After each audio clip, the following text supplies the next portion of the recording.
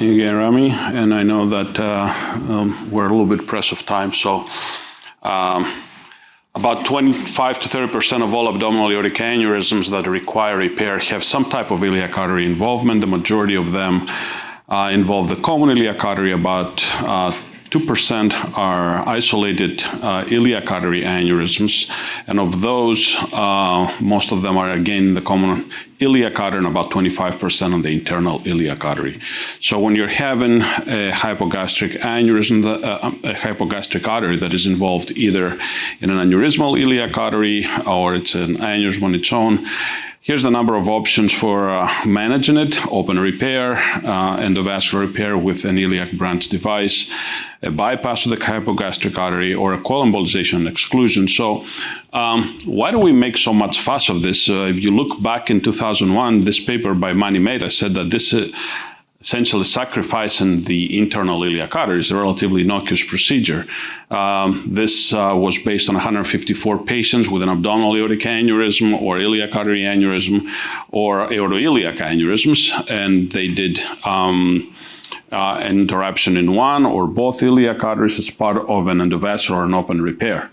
So the reason is that the internal iliac artery has a number of interesting branches, and its exclusion of the iliac artery can lead to buttock claudication, erectile dysfunction, pelvic ischemia, including pelvic gluteal necrosis, ischemic colitis, or even spinal ischemia. So the hypogastric artery sacrifice exposes these patients to the additional and potentially unnecessary risk for pelvic ischemic complications. But how real is that risk? So if you look at that very study that essentially said that it's not that important, if you look at the results, you had new onset impotence on these in 9% of these patients that had, in 9% actually of the patients that had one of the internal iliac arteries interrupted, and 13% of those that had both internal iliac arteries occluded.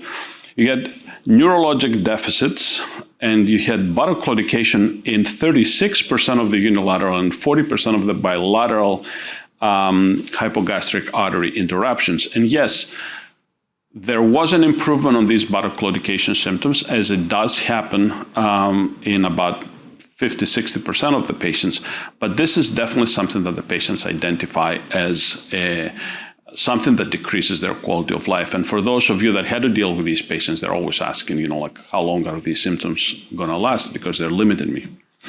So two more studies, one from the NISQIP, which showed that interrupting the hypogastric artery as part of EVAR is associated with an increased 30-day mortality and also an increased risk of ischemic colitis. And a different one from Matt Eagleton's group that said that the incidence of spinal cord injury and failure to recover was more common in patients that were undergoing endovascular repair of complex aortic aneurysms and had a hypogastric artery sacrificed as part of these procedures. So, looking at this even further, more recent papers regarding what is the effect of preservation of the actual iliac arteries. And if you see the cumulative results from this study, preserving both internal iliac arteries is associated with significantly less ischemic complications than preserving just one or not preserving any one. And that's clearly pointing out that of the significance of that. Again, the more common ischemic complication on these patients is buttock claudication. Interestingly enough, how you are sacrificing that internal iliac artery may have a role on the severity of symptoms. If you look here, if you used coils or if you used plugs, you had a much higher rate of buttock claudication compared if you just covered that internal iliac artery. This is a meta-analysis. The only reason that I put this study up is that this is the only study that showed that essentially sacrificing one or sacrificing both internal iliac arteries did not have any significant impact. And I think that this is just the type of the study that resulted on these conclusions. So one of the things that people have suggested is if you're going to occlude that internal iliac artery, to do a staged procedure, essentially start with coil embolization of the internal iliac artery and then proceed, with your EVAR a couple of weeks later. I don't know how much difference that makes. It takes quite a few weeks to essentially develop a collateral network, but this is certainly something that has not been studied. How do we preserve internal iliac arteries? There is one device in the US that allows you to do this endovascularly.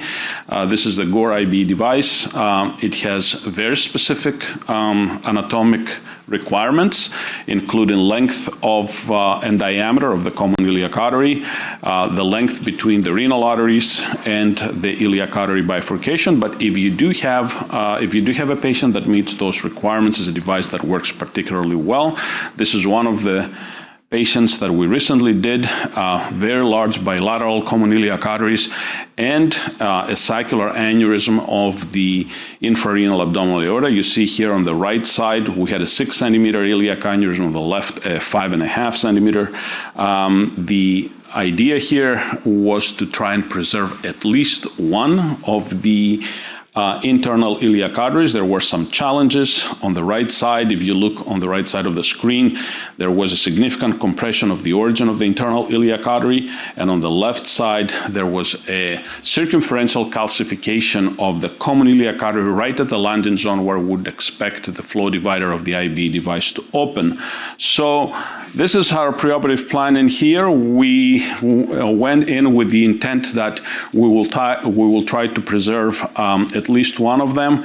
So we cannulated initially the right internal iliac artery to prove feasibility, and after that we went on to place the IB device here. You can see on the top of the screen the IB device up in the iliac artery, and then after full deployment with no flow in the common iliac artery aneurysm, and following that we did an IVUS on the left side, and IVUS showed that the diameter right of the common iliac artery right at the area of the circumferential calcification was about 12 millimeters. We elected that this would to essentially sacrifice that internal iliac artery because we felt that this would risk both the external and internal iliac artery flow.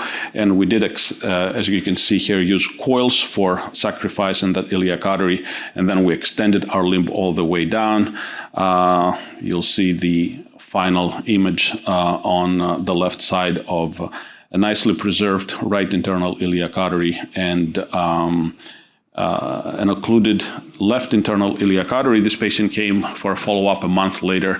He did not complain of any ischemic symptoms. A couple of tricks on managing patients that don't fit in that anatomic pattern. This is the trifurcated endograft technique that was introduced by David Minion a few years back. Essentially, you are moving the iliac bifurcation higher up into the abdominal aortic aneurysm, and then you're using two regular endograft devices. Here is the final way of doing that. They presented a series of about 24 patients with very good outcomes on that. This is one of these patients. This is some alternative revascularization techniques. This is the double barrel technique, where you essentially put both the internal iliac and the external iliac branch inside the common iliac branch. This is one of these examples where you can see you're coming on an endologics graft from the left side to cannulate the right internal iliac artery, and then you're placing an external iliac artery extension. You inflate both of these simultaneously, and you're maintaining flow. This is what the lumen looks after you have deployed that, and this is the CT on the right side that shows that double barrel technique. So in summary, The most common complications of hypogastric artery sacrifice during EVAR are new onset buttock claudication. The other more severe complications are particularly rare, including ischemic colitis, spinal cord injury, and buttock necrosis. So how do I go about those? I usually try to preserve both of them if the patient is young and if the patient is active. If I'm not able to preserve both, then I will try at least to preserve one of them. The most favorable one and the one that is more likely to result in long-term better outcomes. And I believe that at this stage of age, EVAR, hypogastric artery preservation, should become the default treatment and should always be considered when we're taking care of these patients. Thank you.